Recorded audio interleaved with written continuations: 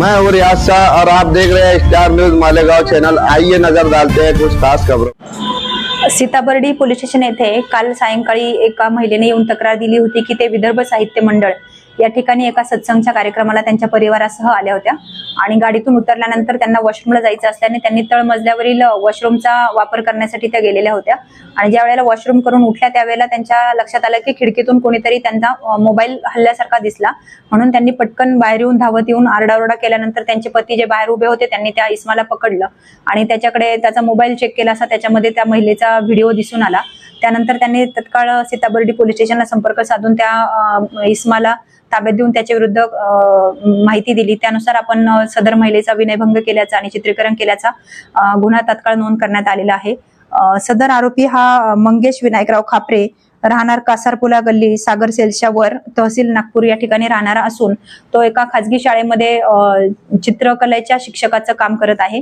सदर इस्माचं रेकॉर्ड आम्ही काढलं असं त्याच्यावर यापूर्वी देखील अंबाझरी पोलीस स्टेशनमध्ये असेच महिलांचे वॉशरूम करतानाचे गुन्हा दाखल आहे आणि त्या गुन्ह्यात देखील त्याला अटक करण्यात आलेली होती आणि त्या इस्माकडे चौकशी केली असता त्याने त्याची कौटुंबिक पत्नी सोबत वाद आहेत आणि पत्नी माहेरी गेल्यानंतर तो स्वतःला खूप एकटं महसूस करतो म्हणून तो अशा प्रकारचे कृत्य करतो असं त्याने सांगितलेलं आहे। तो थोडा विकृत स्वभावाचा असल्याचं दिसून येत आहे आणि त्याच्या मोबाईलमध्ये असेच वॉशरूम करताना अन्य 2 महिलांचे आणि आंघोळ करताना आणखी 2-3 व्हिडिओ मिळून आलेले आहेत, परंतु त्याबद्दल त्यांनी ते व्हिडिओ कुठे काढलेले आहेत याबद्दल तो कुठलीही माहिती देत नाही। जर आपल्या माध्यमातून मी आवाहन करू इच्छिते की अशा स्वरूपाच्या कोणत्याही महिलेसोबत घटना घडलेली आहे परंतु त्यांनी पोलीस स्टेशनला तक्रार दिलेली नसेल तर त्यांनी सीताबर्डी पोलीस स्टेशन येथे येऊन माहिती द्यावी, जेणेकरून आरोपी सध्या ताब्यात आहे त्याच्याविरुद्ध आणखी गुन्हे दाखल करून योग्य ती कायदेशीर कारवाई करण्यास मदत होईल। तसेच सर्व महिलांना मी आवाहन करू इच्छिते की आपण जेव्हा सार्वजनिक ठिकाणी जाता त्यावेळेला वॉशरूमचा किंवा बाथरूमचा वापर करत असता त्यावेळेला अवतीभोवतीची सुरक्षितता बघावी, तिथे कॅमेरे आहेत का किंवा मोबाईलचा वापर होत आहे का किंवा खिडकीतून कोणी डोकून पाहत आहे का, जेणेकरून तुमची प्रायव्हसी डिस्टर्ब होणार नाही आणि ती सुरक्षित राहील यासाठी मी आपणास आवाहन करते। गुन्ह्याच्या दाखल करताना आणि पुढील कारवाई करताना आम्हाला माननीय पोलीस आयुक्त सिंगल सर, एलांडोस Tamboli sir, north region Shewale sir, DCP Madane sir, ACP Nandanwar sir या सर्वांचे मार्गदर्शन लाभलेले आहे आणि पुढील कारवाई आम्ही करत आहोत। शांतीनगर पोलीस स्टेशनचे तपास पथकाचे API चोपडे आणि आमचे पोलीस हवालदार सय्यद यांना विश्वसनीय बातमीदाराकडून माहिती मिळाली की काही लोक ऑनलाईन फ्रॉड करत आहेत आणि ते एका ठिकाणी सर्वजण थांबलेले आहेत। अशी माहिती मिळाल्यानंतर आमचे तपास पथकाची टीम फातमानगर येथे त्या ठिकाणी गेल्यावर त्यांना एका रूममध्ये 5 इसम मिळून आले।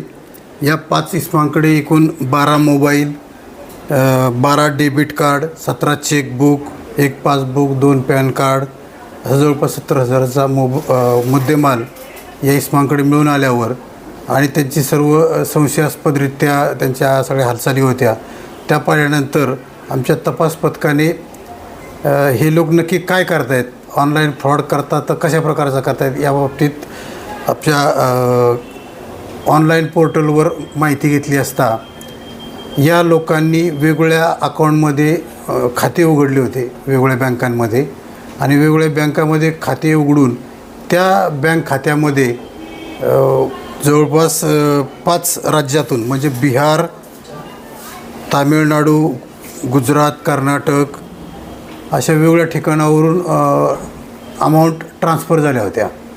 या 19 जवळपास खाती आहेत, या खात्यांमध्ये या वेगवेगळ्या ठिकाणाहून अमाऊंट ट्रान्सफर झाल्या होत्या। त्या बाबतीत अधिकचा तपास चालू आहे। अधिक तपास करत असताना या ज्या खात्यांमध्ये वेगवेगळ्या राज्यातून पैसे वर्ग झालेले आहेत त्या ठिकाणी या लोकांच्या विरुद्ध फ्रॉडचे गुन्हे दाखल झालेले आहेत आणि तिकडच्या पोलिसांनी हे अकाउंट्स फ्रीज केल्याची आपल्याला माहिती मिळाली।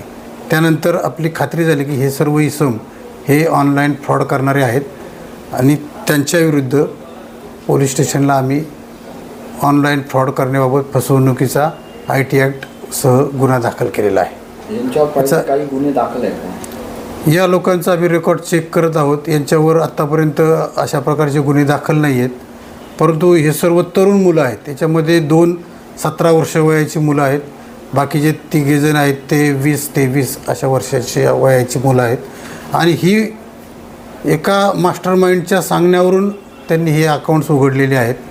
तपासादरम्यान अशी माहिती मिळालेली आहे की यांच्या बँक खात्यांचा वापर केला जात होता आणि जो इसम आता फरार झालेला आहे तो इसम ऑनलाईन फ्रॉड करून यांच्या अकाउंटमध्ये ते पैसे वर्ग करत होता आणि त्यांच्याकडून हे पैसे तो तात्काळ काढून घेत होता.